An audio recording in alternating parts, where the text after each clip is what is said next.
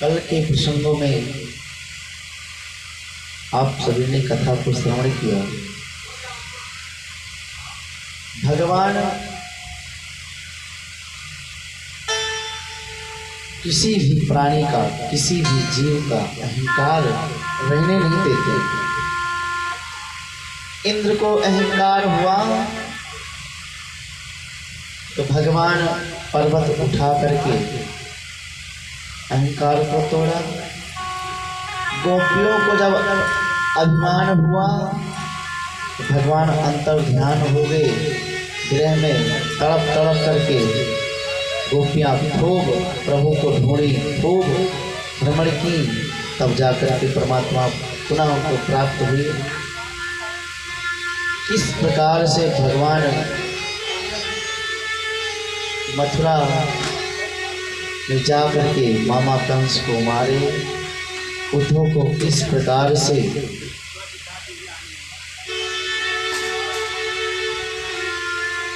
ब्रह्म ज्ञान से प्रेम की तरफ उनको मोड़वाया, और किस प्रकार से भगवान ने अपना प्रथम विवाह किया। आज कथा के विश्राम दिवस, गत दिवस से कथा को श्रवण करते आ रहे। आइए अब हम लोग पुनः भागवत के उस अमृतमय माधुर्यमय कथा में प्रवेश करें, जो कथा कल आपने भगवान के विवाह के बारे में श्रवण किया था। भगवान रुक्मिणी का हरण करके लेकर के आए और द्वारिका में विधवत विवाह हुआ। देखो, लक्ष्मी के पुत्र बन सकते हो, लक्ष्मी को अपना बेटी मान सकते हो, उनको माँ मान सकते हो, लक्ष्मी को अपना बहन मान सकते हो, परंतु लक्ष्मीपति नहीं बनना चाहिए। शिशुपाल ने यही तो किया, लक्ष्मीपति बनना चाहा, और जो लक्ष्मी का पति बनना चाहता है तो शिशुपाल की तरह ही उसकी दुर्दशा होती है। भगवान तो अपने प्राण प्रिया लक्ष्मी का हरण करके लेकर जाएंगे ही, इसलिए लक्ष्मी के पुत्र बनो, भाई बनो, पिता बनो, माँ बनो, परंतु पति ना बनो। भगवान के विवाह पश्चात कालांतर में प्रथम पुत्र का जन्म हुआ। उसका नामकरण भया, प्रद्युम्न के नाम से विख्यात हुआ। साक्षात काम के स्वरूप अवतार है इनका। कामास्तु वासुदेवांशो दग्धा प्राग्रुद्रमन्वा देहो पपत्य भूय तव मेव पद्य पद्यत। भगवान रुद्र के क्रुद्ध होने पर ये कामदेव जल करके भस्म हो गया था। काम की पत्नी रति जब विलाप करते करते भोलेनाथ के पास में गई तो भोलेनाथ को दया आ गई और उन्होंने कहा, अभी इस युग में तो तुम्हारे पति तुमको प्राप्त नहीं होंगे, परंतु जब युग आएगा द्वापर का, उसी में तुम्हारे पति का समारोह होगा, प्राकट्य होगा और तुम्हारे पति सदैव तुमको प्राप्त हो जाएंगे। जब यदुवंश कृष्ण अवतारा, जब यदुवंश कृष्ण अवतारा, वही हर में महामहिमा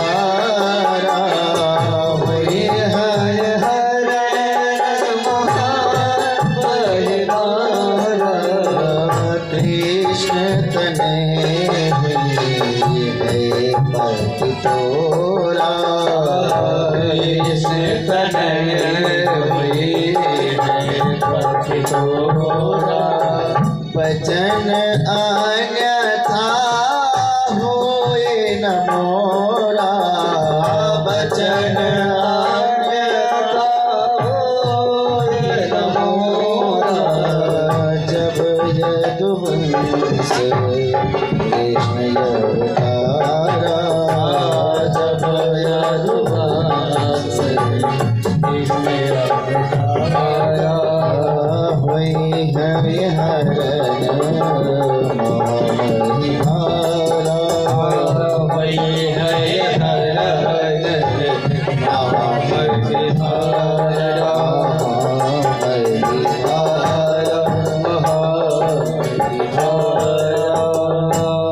जब यदुवंश कृष्ण अवतारा, जब भगवान यदु के वंश में कृष्ण के अवतार को धारण करेंगे, उनका प्रथम विवाह होगा।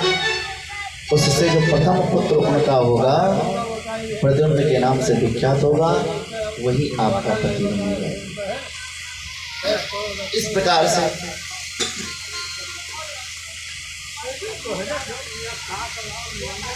भोलेनाथ ने वचन दिया। काम की पत्नी रति तब से अकेली रह रही थी। इधर भगवान का प्रथम पुत्र हुआ। शंबरासुर उसको चुरा ले गया। रास्ते में नारद जी के द्वारा कहलाने पर, समझाने पर उस पुत्र को समुद्र में फेंक दिया। मुख तक उसका उसने नहीं देखा। एक मछली उसको निगल गई।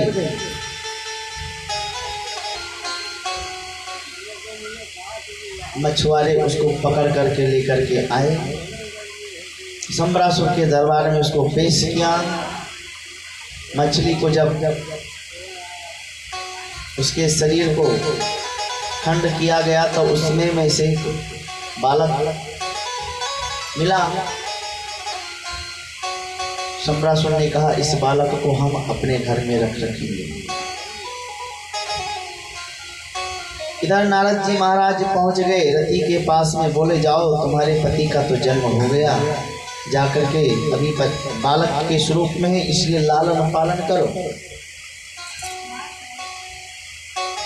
रति अपना स्वरूप बदल करके शंबरासुर के घर पहुंच गई और सेवा करने लगी। नात्यदीर्घेन कालेन सकामश्नीरूढयौवनः। बहुत ही कम समय में रसायन विद्या के द्वारा कृष्ण तनय श्री प्रद्युम्न यौन संपन्न हो गए। और जब इनको यौन अवस्था प्राप्त हो गई तो रति का भी अब मनोबल दूसरे प्रकार से प्रेम में परिणित होने लगा। एक दिन प्रद्युम्न बोले, देवी आप तो कार्य मातृभाव की तरह करती हैं, जैसे माँ करती है, लालन पालन कर रही हो, परंतु दूसरी ओर तुम्हारी दृष्टि और व्यवहार से मातृत्व दिखाई नहीं पड़ता है। मातृभावामवेक्रम्य वर्तते कामिनी यथा। कौन हो तुम?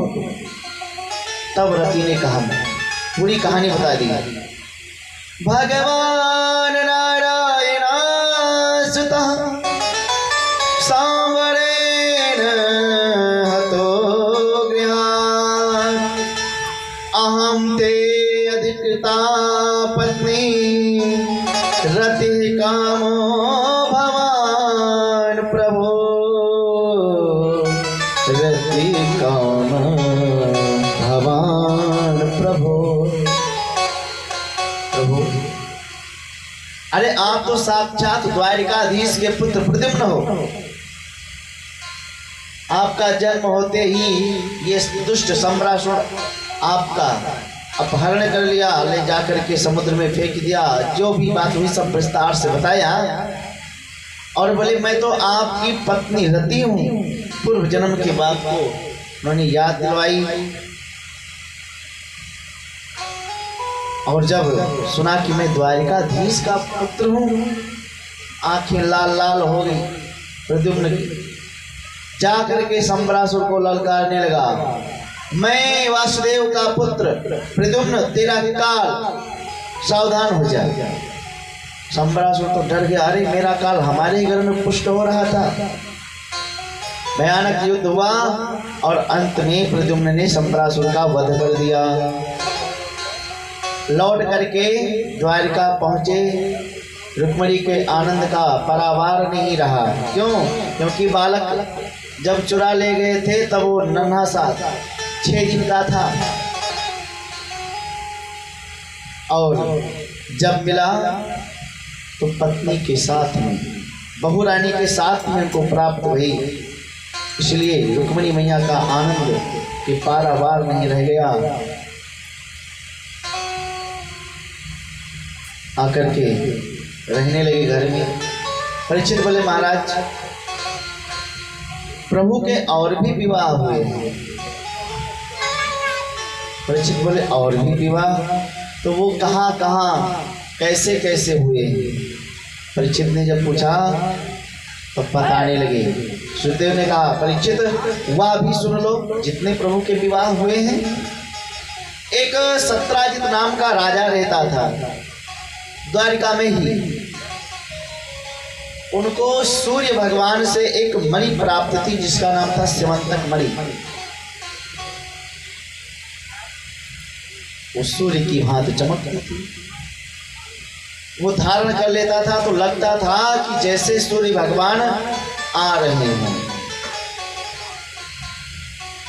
उद्धव अक्रूर आदि ने कहा भैया ये मणि यदि द्वारिकाधीश को दे दो ना तो उसको यदि वो धारण करके यदि अपने सभा में बैठेंगे तो कितना आनंद आएगा। उन्होंने इनकार कर दिया। एक दिन सत्राजित का भाई जो था वो शिकार खेलने के लिए गया, उस मणि को धारण कर लिया और जब वन प्रदेश में पहुंचा तो एक सिंह ने उसको मार दिया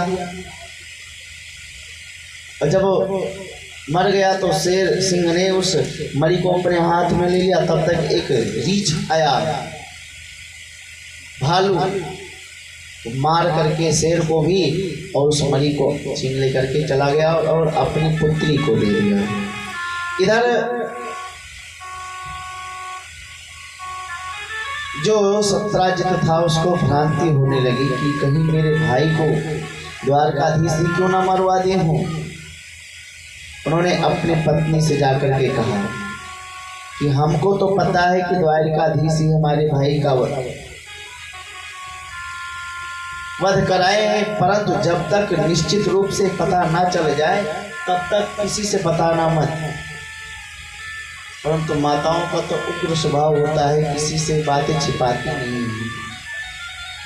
सब कुछ बता देंगे तो क्या कहेंगे तुमको अपना मानते इसलिए बताएं, किसी से बताना मत।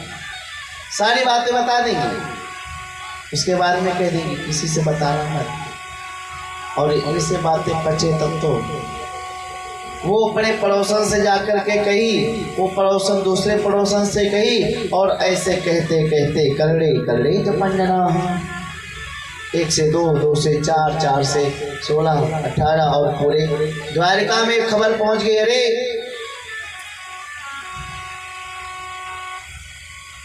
द्वारिकाधीश बचपन का तो चोर था ही, माखन मिश्री चुराता था।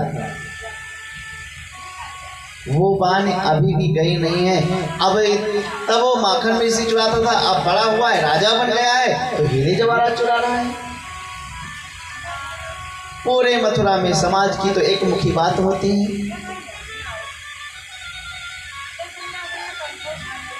भगवान ने कहा वाह कितना बड़ा कलंक लग गया। कुछ अपने वृद्ध बांधवों को साथ में लेकर के भगवान निकल पड़े। सत्राजित के भाई प्रसेनजित जो था, आगे चल करके देखा कि उसके शरीर मार्ग में पड़ा हुआ है और कुछ पांव इस प्रकार से बने हैं जैसे कोई सिंह का हो। उसी को देखते देखते गए, आगे चल करके सिंह को मरा पाए। फिर चिन्हों का निशान देखते देखते देखते देखते भगवान पहुंच गए श्री जामवंत जी महाराज की गुफा में। जामवंत की पत्नी जाम्बवती, पुत्री जाम्बवती मणि को लेकर के खेल रही थी।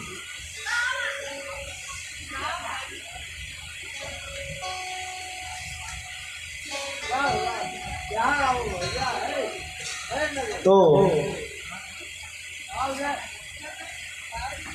वो भगवान को देखा तो बड़े जोर से चित्कार करके चिल्ला पड़ा। जामुन बाहर आया, देखा कि एक मनुष्य इसमें प्रवेश कर गया है। क्रोध आया, आकर के भगवान से युद्ध करने लगा। युद्ध करते करते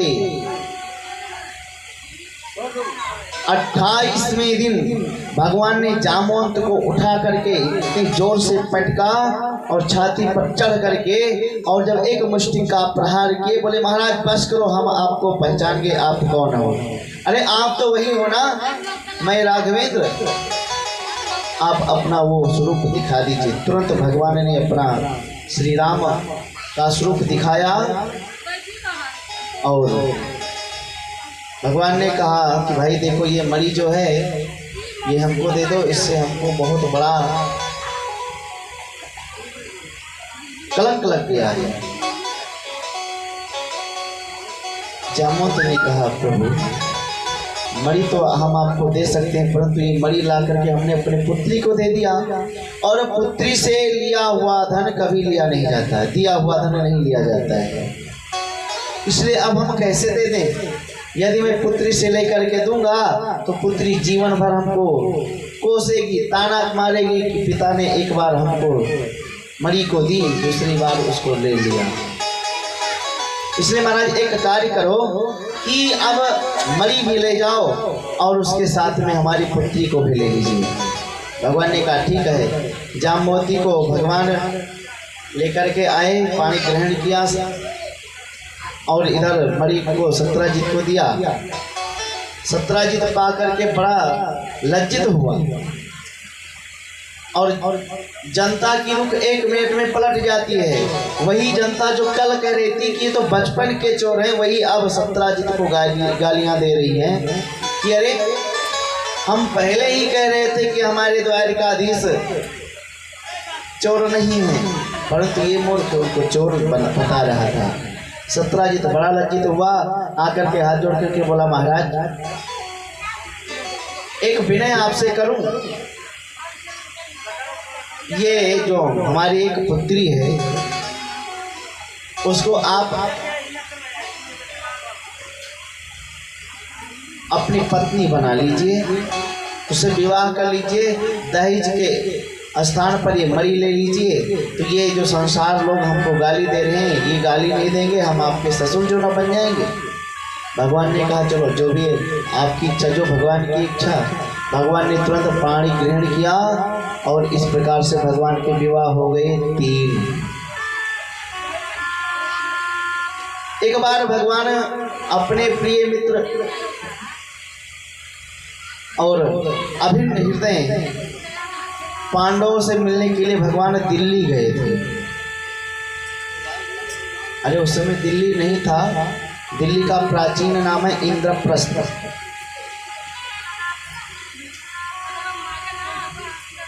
भगवान जब मिलने के लिए गए, सबसे सकुशल मिले। अर्जुन से बोले चलो भैया चलो यमुना परली पार थोड़ा हम लोग भी भ्रमण करें, घूम टहल लें।